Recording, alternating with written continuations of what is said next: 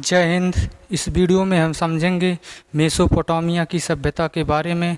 Mesopotamia की सभ्यता Iraq में विकसित हुई, वर्तमान में इराक में विकसित हुई 10,000 ईसा पूर्व, ईसा मसीह के जन्म से 10,000 साल पहले। यह इराक में टिग्रिस एवं यूफ्रेटस नदी के मध्य में यह सभ्यता विकसित हुई। वर्तमान में इस नदी को दजला फरात भी कहा जाता है। यह विश्व की पहली सभ्यता थी और यह ग्रामीणी थी।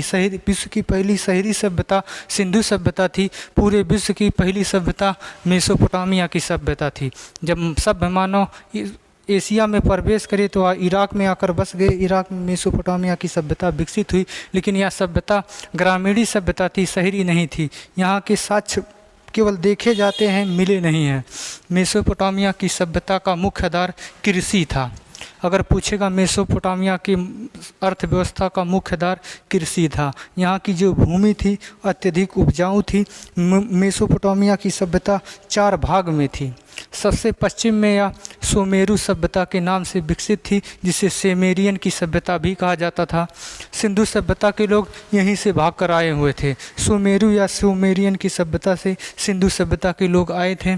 दूसरा बेबीलोन की सभ्यता, मेसोपोटामिया का सबसे प्रमुख सभ्यता बेबीलोन की सभ्यता था।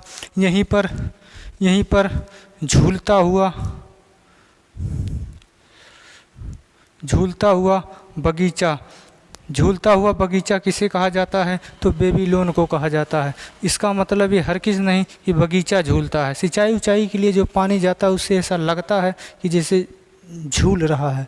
तो झूलता हुआ बगीचा कहाँ स्थित है? बेबीलोन में। यहीं बेबीलोन में सिकंदर की मृत्यु हुई थी और सिकंदर के साथ उसका घोड़ा भी टेंशन में मर गया था। तो सिकंदर और उसके घोड़े का कब्र बेबीलोन में स्थित है। तीसरा जो सभ्यता है असीरिया की सभ्यता, या मेसोपोटामिया का तीसरा भाग है असीरिया की सभ्यता। चौथा सभ्यता कैल्ड्रिया की सभ्यता। मेसोपोटामिया की सभ्यता 10,000 ईसा पूर्व पहले इराक में विकसित हुई। यह एक ग्रामीणी सभ्यता थी। यह पहली सभ्यता थी, जबकि पहली शहरी सभ्यता सिंधु सभ्यता थी। मेसोपोटामिया सभ्यता के 4 भाग थे, सुमेरियन, बेबीलोन, असीरिया, कैल्ड्रिया, चारों भाग थे। इसका स्क्रीनशॉट लीजिए, उसके बाद आगे। अब हम समझेंगे मिस्र की सभ्यता के बारे में। मिस्र की सभ्यता मिस्र के रेगिस्तान में स्थित है। इस सभ्यता को नील नदी की देन कहा जाता है। यह सभ्यता ईसा मसीह के जन्म से 3100 साल पहले विकसित हुई, मतलब 3100 ईसा पूर्व पहले विकसित हुई। इस सभ्यता का विकास मिस्र के राजा फिरौन के नेतृत्व में हुआ था। इस सभ्यता में पिरामिड, ममी, सूर्य कैलेंडर आदि विकसित हुए। जो सबसे प्रसिद्ध पिरामिड है वो मिस्र के शहर गीजा में स्थित है। मिस्र के शहर गीजा का पिरामिड सबसे प्रसिद्ध पिरामिड है। ममी, जो ये दर्शाता है कि इनका रासायनिक क्रिया भी बहुत ही सुदृढ़ था। इन्हें केमिस्ट्री का भी अगर कह सकते हैं कि केमिस्ट्री का देन भी इन्हीं को कहा जाता है, क्योंकि सबसे पहले केमिस्ट्री रसायन इन्हीं ने विकसित किया था। जो ममी के रूप में राजा फिरौन की लाश अभी भी इसी ममी में सुरक्षित है। इस्लामिक परंपरा के अनुसार राजा फिरौन को ईश्वर ने श्राप दिया था कि क़यामत तक उसका शरीर ना तो जल डुबा पाएगा, ना तो अग्नि जलाएगी वैसे। लेकिन ये तो धार्मिक परंपरा है, लेकिन ममी में उसकी लाश अभी भी सुरक्षित है। इसका स्क्रीनशॉट लीजिए, आगे हम समझेंगे अन्य सभ्यता के बारे में।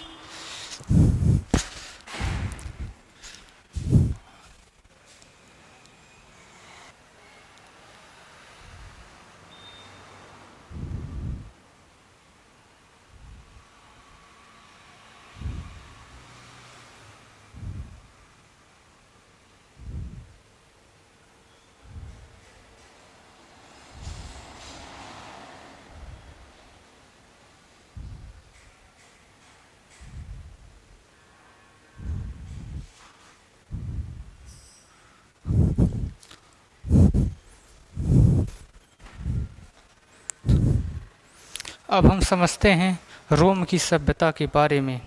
यह सभ्यता 600 ईसा पूर्व इटली में विकसित हुई। यह सभ्यता बहुत ही तेज़ी से विकसित हुई तथा पूरे भूमध्य सागर पर इसने अपना अधिकार कर लिया। सबसे तेज़ी से विकसित होने वाली सभ्यता रोम की सभ्यता जो इटली में थी। इस सभ्यता के अवशेष आज भी सुरक्षित हैं, जो पर्यटन के लिए आकर्षण केंद्र बने हुए हैं। इसकी सड़कें, इसके जो इमारत थे आज भी वैसे सुरक्षित बने हैं। यह सबसे विकसित सभ्यता थी रोम की सभ्यता। इन्होंने पूरे भूमध्य सागर पर अपना अधिकार कर लिया था। यह सभ्यता का जो सबसे प्रमुख दो राजा थे, जूलियस सीजर और ऑगस्टस। जूलियस सीजर नामक नाटक विलियम शेक्सपियर ने लिखा था। William Shakespeare. ऑगस्टस भी इस सभ्यता का महान शासक था और इसी ऑगस्टस के नाम से अगस्त महीना बना है, अगस्त महीना का नाम पड़ा है। इतना महान ये सब शासक थे। जूलियस सीजर बहुत ही महान शासक था।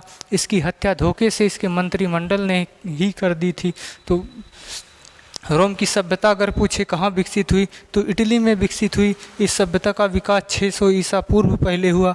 इन्होंने पूरे भूमध्य सागर पर अपना अधिकार कर लिया था। इस सभ्यता के अवशेष आज भी सुरक्षित हैं, जो पर्यटक के लिए आकर्षण केंद्र बने हुए हैं। जूलियस सीजर, ऑगस्टस इसके दो प्रमुख शासक थे जो बहुत ही महान शासक थे। जूलियस सीजर नामक नाटक नौटंकी विलियम शेक्सपियर ने लिखा था। भारत का शेक्सपियर कालिदास को कहा जाता है। जूलियस सीजर, इसकी हत्या धोखे से इसकी मंत्रिमंडल ने कर दी थी।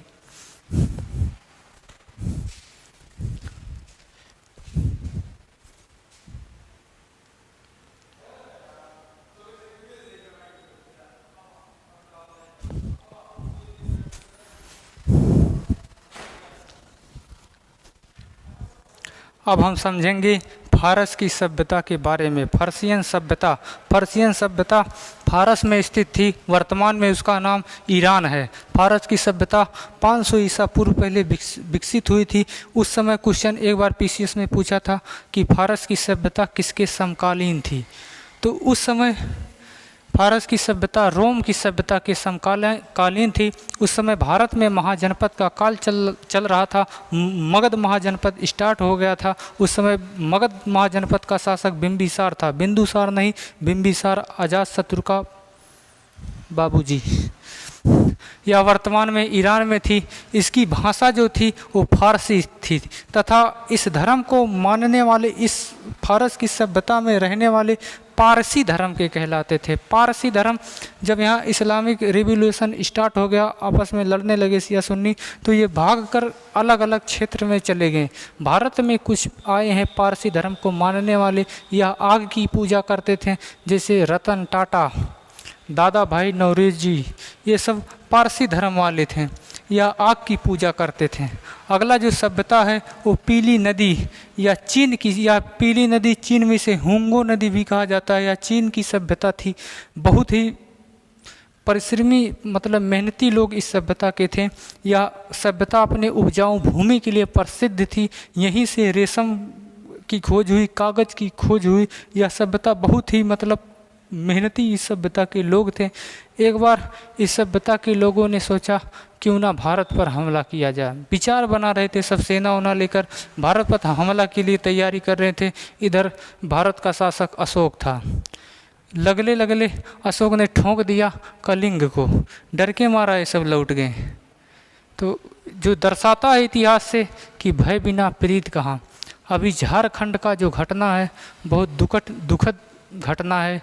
अंकिता, कहीं ना कहीं हम लोग भी उसमें जिम्मेदार हैं। कुछ मतलब एक लड़की के ऊपर उस हरामी को, कोढ़ी को क्या कहा जाए। उस लड़की की इतनी गलती थी कि उससे बात करने से मना कर दी थी। बस रात को 9-10 बजे उसने फ़ोन किया कि बात करो, ज़बरदस्ती उस लड़की ने मना कर दिया। 3-4 बजे सुबह आकर पेट्रोल डालकर जला दिया। कितना सरकार को भी इस पर, इसके लिए तो इतना ऐसा कानून बनाना चाहिए ना, ऐसा कानून, ऐसा जघन्य, इसको ऐसी सज़ा दिया जाए कि आने वाली उसकी साले हरामी की पीढ़ी कांप जाए। क्या गलती थी उस लड़की की। एक लोग ने हमसे कहा अब उसको मार कर क्या मिलेगा। नहीं मारो, कल तुम्हारे बहन बेटी के साथ ऐसा होगा तब चिल्लाना बैठकर।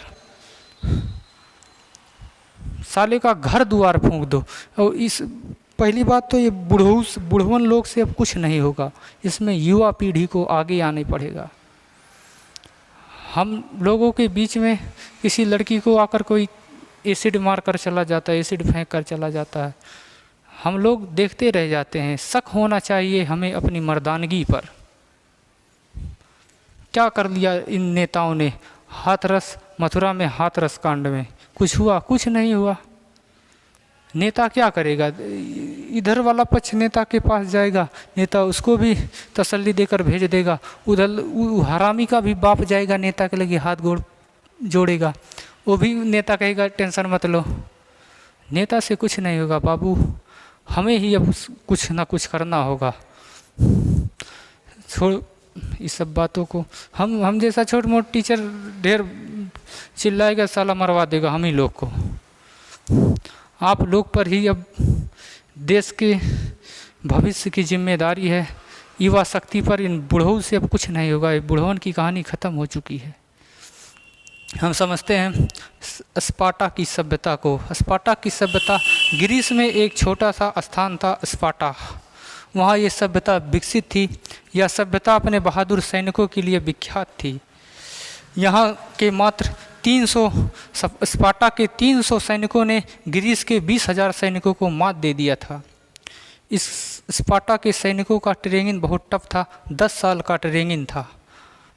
फाइनल ट्रेनिंग में भेड़िया जो होता है, भेड़िया ही एक ऐसा जानवर है जो अभी तक मानव ने उसे गुलाम नहीं बना पाया है। भेड़िया के झुंड में केवल लाठी लेकर छोड़ दिया जाता था, जो बचकर आ जाता था वही इन सैनिक में शामिल होता था। मात्र 300 सैनिकों ने ग्रीस के 20,000 सैनिकों को मात दे दिया था। उस समय इस स्पार्टा के सेना का नेतृत्व लियोनाइडस कर रहा था और ग्रीस के सेना का नेतृत्व जार्कसीज कर रहा था, लेकिन धोखे से लियोनाइडस की हत्या कर दी गई थी। जय